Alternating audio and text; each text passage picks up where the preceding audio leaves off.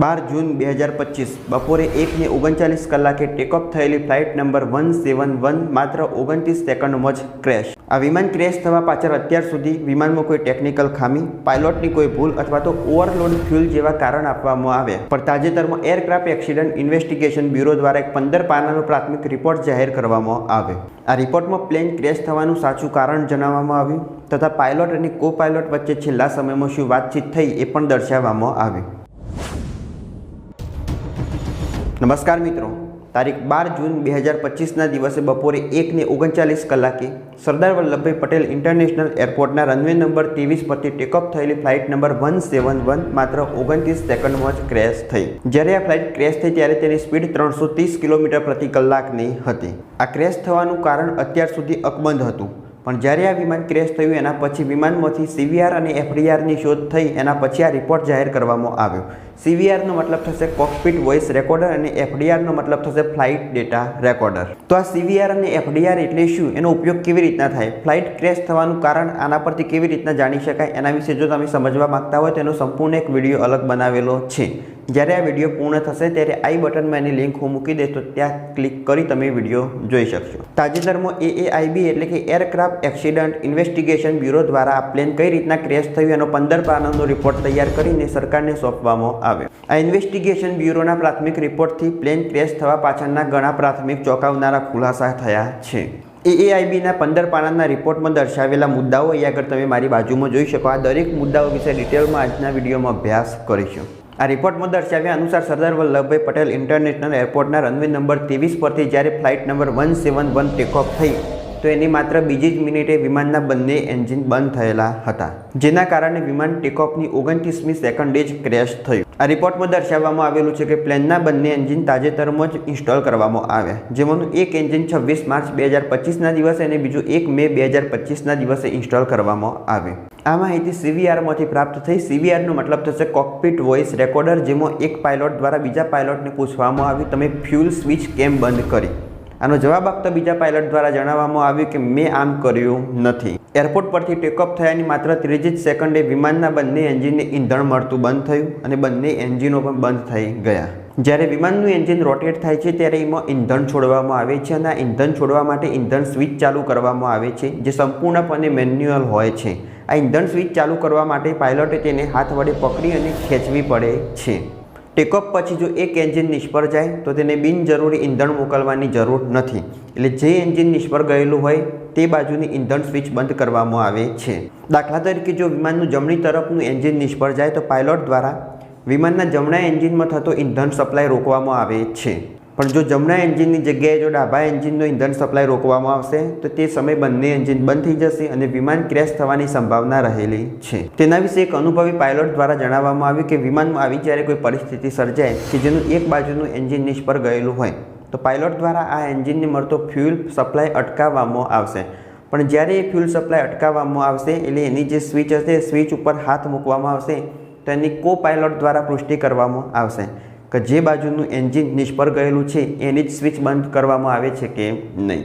હવે આ જે સ્વિચ હોય પાયલોટ દ્વારા પોતાની તરફ ખેંચી અને નીચી પાડવામાં આવે છે, એટલે ભૂલથી આ સ્વિચ બંધ થવાની સંભાવના રહેતી નથી. પણ બોઈંગની આ ફ્લાઇટ 171માં ટેકઓફની માત્ર 3 જ સેકન્ડમાં આ જે ફ્યુલ કંટ્રોલ સ્વિચ હતી એ બંધ જણાઈ હતી.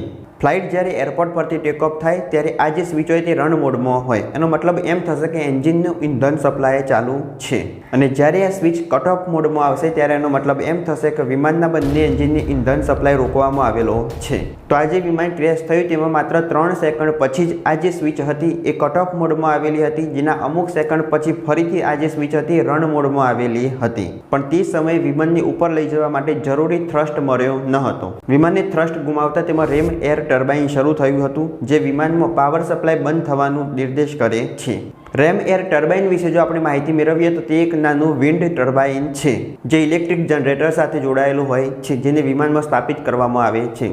એટલે કોઈ પણ આકસ્મિક સમય હોય કે જેમાં વિમાનનો સંપૂર્ણ પાવર સપ્લાય અટકી ગયેલો હોય તો તે સમયે આ ટર્બાઇન દ્વારા મામૂલી પાવર સપ્લાય ચાલુ કરી શકાય છે. આ રેમ એર ટર્બાઇન એ પવનચક્કી જેવું જોવા મળશે, જે સામાન્ય રીતે હવાના પ્રવાહમાંથી ઉર્જા ઉત્પન્ન કરે છે. જ્યારે વિમાન પ્રાથમિક અને સહાયક બંને પાવર સ્ત્રોતો ગુમાવે ત્યારે આ ટર્બાઇન દ્વારા વિદ્યુત ઉત્પન્ન કરવામાં આવશે અને વિમાનને પાવર સપ્લાય કરવામાં આવશે. એર ઇન્ડિયા ફ્લાઇટ 171માં પણ આ ટર્બાઇન ઓપન થયેલું હતું, પણ ફ્લાઇટની વધારે ઊંચાઈ ન હોવાને કારણે આ ટર્બાઇન એ વધુ પાવર સપ્લાય કરી શક્યું નહીં.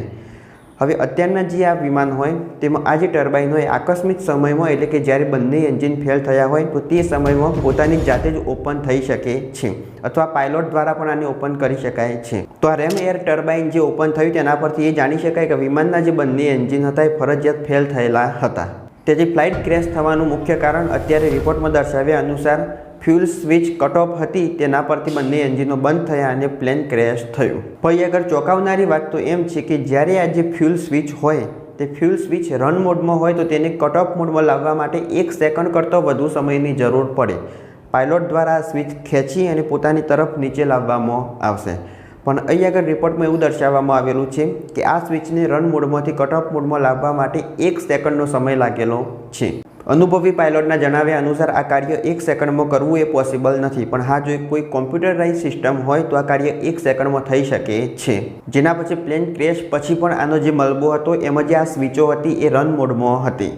એરક્રાફ્ટ એક્સિડન્ટ ઇન્વેસ્ટિગેશન બ્યુરો દ્વારા આ જે રિપોર્ટ જાહેર કરવામાં આવ્યો, જેનો બીજો મહત્વનો મુદ્દો એ હતો કે કો પાયલોટ આ વિમાન ઉડાવી રહ્યો હતો, જ્યારે મુખ્ય પાયલોટ તેના પર મોનિટરિંગ કરી રહ્યા હતા. એટલે કે આનો સીધો જ ઇશારો પાયલોટની ભૂલ તરફ કરવામાં આવી રહ્યો છે. આ વિમાનમાં મુખ્ય પાયલોટ તરીકે 56 વર્ષીય અનુભવી પાયલોટ સુમિત સબરવાલ હતા, જેમને 8200 કલાકનો પ્લેન ઉડાવવાનો અનુભવ હતો. આમની સાથે જ કો પાયલોટ તરીકે ક્લાઇવ કુંદ્રે હતા, જેમને 1100 કલાક પ્લેન ઉડાવવાનો અનુભવ હતો. પાયલોટ એસોસિએશન ઓફ ઇન્ડિયા દ્વારા આ રિપોર્ટને પક્ષપાત ગણાવી અને પાયલોટને દોષી ઠેરવવા સામે વિરોધ નોંધાવ્યો હતો. આજે પ્લેન ક્રેશ થયું એની પાછળનો એક બીજો મહત્વનો મુદ્દો એ હતો કે પ્લેનમાં ભરવામાં આવેલું ઈંધણ એ ખૂબ જ મોટા જથ્થામાં હતું. પણ ઇન્વેસ્ટિગેશન બ્યુરો દ્વારા આ જે રિપોર્ટ જાહેર કરવામાં આવ્યો તેમાં ઈંધણની ક્ષમતા 54,200 કિલોગ્રામ જેટલી હતી. ઈંધણનું સેમ્પલ જ્યારે લેબોરેટરીમાં ટેસ્ટ કરવામાં આવ્યું ત્યારે ઈંધણમાં કોઈ પણ પ્રકારની ખરાબી હતી નહીં. જેના પછી પ્લેન ક્રેશ થવાનું મુખ્ય કારણ પ્લેનમાં વધારે લોડ હોવાનું માનવામાં આવતું હતું.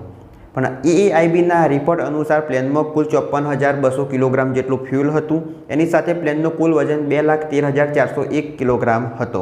બોઈંગના વિમાનમાં વધુમાં વધુ વહન ક્ષમતા 218 ટન હતી, એટલે કે 2,18,183 કિલોગ્રામ જેટલી હતી. પણ આ જે એની ક્ષમતા હતી એના કરતાં બોઈંગ વિમાનમાં જે લોડ હતો તે ઓછા પ્રમાણમાં હતો, જેના પરથી સ્પષ્ટ રીતના કહી શકાય કે લોડના કારણે આ વિમાન ક્રેશ થયું નથી. આ વિમાન જ્યારે ક્રેશ થયું ત્યારે સૌપ્રથમ એક વૃક્ષ સાથે ટકરાયું, એના પછી એક ચીમની સાથે ટકરાયું અને પછી બીજે મેડિકલ કોલેજની એક હોસ્ટેલ સાથે ટકરાયું. આ જે વિમાન ટકરાયું એના પ્રારંભિક બિંદુથી લઈ અને 765 ફૂટ સુધી વિમાનના કટકા વિખેરાયા હતા. આ વિમાનમાં કુલ 242 લોકો સવાર હતા, જેમાંથી 230 મુસાફરો હતા અને 12 ક્રૂ મેમ્બર્સ હાજર હતા, જેમાં 169 ભારતીય, 53 બ્રિટિશરો, 7 પોર્ટુગીઝ અને કેનેડિયન નાગરિકનો સમાવેશ થાય છે. આ દુર્ઘટનામાં કુલ 242માંથી 241 લોકોના મોત થયા હતા અને એક વ્યક્તિનો ચમત્કારિક રીતના બચાવ થયેલો હતો. જે હોસ્ટેલ પર આ વિમાન ક્રેશ થયું ત્યાં 19 લોકોના મોત થયા અને 60 લોકો ગંભીર રીતના ઘાયલ થયા હતા. આ વિમાન ક્રેશ થવાથી લાગેલી આગનું તાપમાન 1500°C કરતાં પણ વધારે હતું, જેથી ડીએનએ પરીક્ષણ કરવામાં પણ અવરોધ ઊભો થતો હતો. 28 જૂન 2025ના દિવસ સુધી ડીએનએની ઓળખ કરવામાં આવી અને આખરે 260 જેટલા ડીએનએની પુષ્ટિ કરવામાં આવી. એરક્રાફ્ટ એક્સિડન્ટ ઇન્વેસ્ટિગેશન બ્યુરો દ્વારા આજે 15 પાનાનો રિપોર્ટ તૈયાર કરવામાં આવ્યો, જે કેન્દ્રીય નાગરિક ઉડ્ડયન મંત્રી રામમોહન નાયડુને સોંપવામાં આવ્યો. અને તેમના દ્વારા જણાવવામાં આવેલું હતું કે આ જે રિપોર્ટ છે એક માત્ર પ્રાથમિક રિપોર્ટ છે, તેના પરથી યોગ્ય તારણ અને ફાઇનલ નિર્ણય પર પહોંચી શકાય નહીં. હવે જ્યારે EAIBનો ફાઇનલ રિપોર્ટ આવશે તેના પરથી પ્લેન ક્રેશ થવાનું સાચું કારણ જાણી શકાય છે. આગળના વિડીયોમાં આપણે માહિતી મેળવી હતી CVR અને FDR એટલે શું. કોકપિટ વોઇસ રેકોર્ડર અને ફ્લાઇટ ડેટા રેકોર્ડર વિશે માહિતી મેળવવા માંગતા હોય તો આઈ બટન પર ક્લિક કરી એ વિડીયો જોઈ શકો. જો આ વિડીયો ગમ્યો હોય તો લાઇક કરો, શેર કરો, ચેનલ સબસ્ક્રાઈબ કરો. ત્યાર સુધી જય હિન્દ, જય ભારત.